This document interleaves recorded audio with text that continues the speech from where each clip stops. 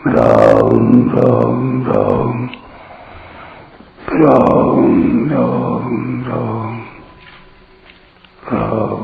राम राम नारायण नारायण। संबंध।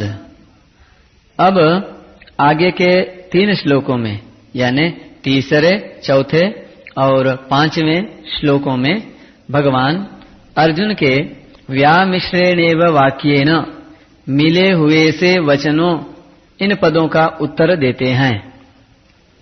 श्री भगवानुवाच लोकेऽस्मिन् द्विविधा निष्ठा पुरा प्रोक्ता मया नघ ज्ञानयोगेन सांख्यानां कर्मयोगेन योगिनाम्। श्री भगवान बोले, हे निष्पाप अर्जुन, इस मनुष्य लोक में 2 प्रकार से होने वाली निष्ठा मेरे द्वारा पहले कही गई है। उनमें ज्ञानियों की निष्ठा ज्ञान योग से और योगियों की निष्ठा कर्म योग से होती है। व्याख्या।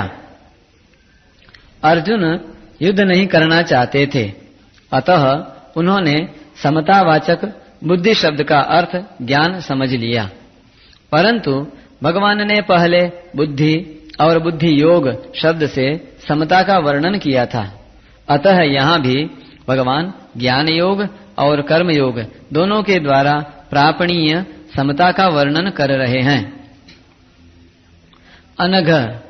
अर्जुन के द्वारा अपने श्रेय की यानी कल्याण की बात पूछी जानी ही उनकी निष्पापता है, क्योंकि अपने कल्याण की तीव्र इच्छा होने पर साधक के पाप नष्ट हो जाते हैं। लोकेस्मिन् द्विविधा निष्ठा पुरा प्रोक्ता मया।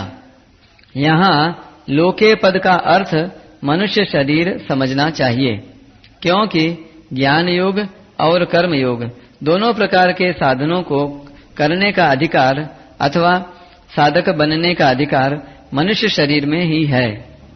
निष्ठा अर्थात समभाव में स्थिति एक ही है, जिसे 2 प्रकार से प्राप्त किया जा सकता है, ज्ञान योग से और कर्म योग से। इन दोनों योगों का अलग अलग विभाग करने के लिए भगवान ने दूसरे अध्याय के 39वें श्लोक में कहा है कि इस समबुद्धि को मैंने सांख्य योग के विषय में 11वें से 30वें श्लोक तक कह दिया है। अब इसे कर्मयोग के विषय में 39वें से 53वें श्लोक तक सुनो। एषा ते विहिता सांख्ये बुद्धिर्योगे त्विमां शृणु। पूरा पद का अर्थ अनादिकाल भी होता है और अभी से कुछ पहले भी होता है। यहाँ इस पद का अर्थ है अभी से कुछ पहले, अर्थात पिछला अध्याय, जिस पर अर्जुन की शंका है।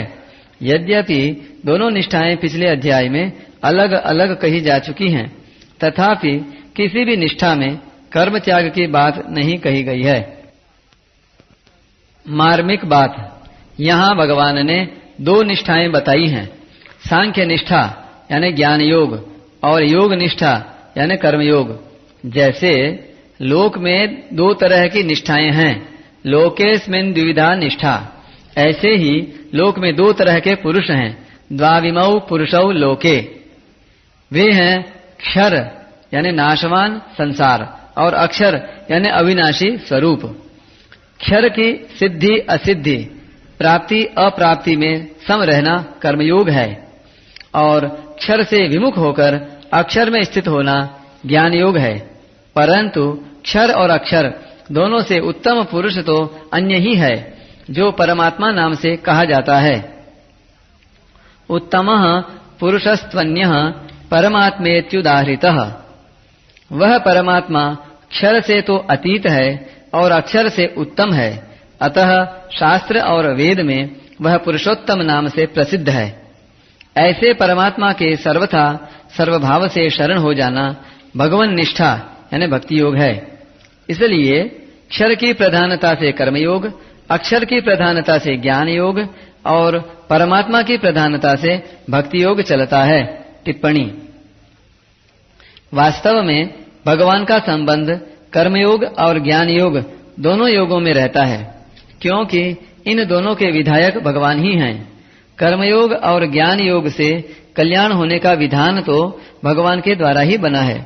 इसलिए कर्मयोगी और ज्ञान योगी दोनों भगवान के मत का ही पालन करते हैं, यानी दोनों भगवान के सिद्धांत का ही पालन करते हैं। केवल इनमें भगवान की परायणता नहीं होती। सांख्य निष्ठा और योग निष्ठा ये दोनों साधकों की अपनी निष्ठाएं हैं, परंतु भगवान निष्ठा साधकों की अपनी निष्ठा नहीं है। कारण कि सांख्य निष्ठा और योग निष्ठा में साधक को मैं हूँ और संसार है इसका अनुभव होता है। अतः ज्ञान योगी संसार से संबंध विच्छेद करके अपने स्वरूप में स्थित होता है, और कर्म योगी संसार की वस्तु शरीर आदि को संसार की ही सेवा में लगाकर संसार से संबंध विच्छेद करता है। परंतु भगवान निष्ठा में साधक को पहले भगवान हैं इसका अनुभव नहीं होता, पर उसका विश्वास होता है कि स्वरूप और संसार इन दोनों से भी विलक्षण कोई तत्व है, यानी भगवान है। अतः वह श्रद्धा विश्वास पूर्वक भगवान को मानकर अपने आप को भगवान के समर्पित कर देता है।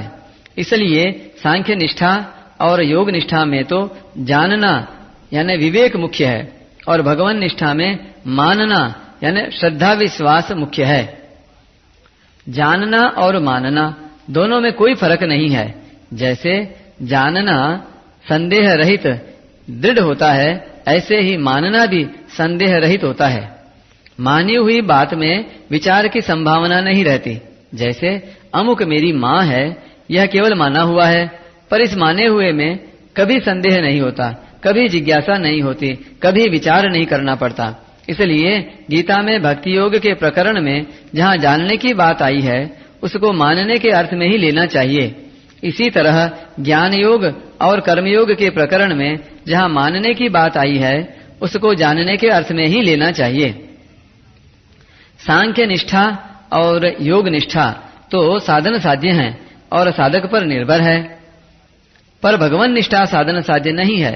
भगवान निष्ठा में साधक भगवान और उनकी कृपा पर निर्भर रहता है। भगवान निष्ठा का वर्णन गीता में जगह जगह आया है। जैसे इसी अध्याय में पहले 2 निष्ठाओं का वर्णन करके फिर 30वें श्लोक में मयि सर्वाणि कर्माणि संन्यस्य पदों से भक्ति का वर्णन किया गया है।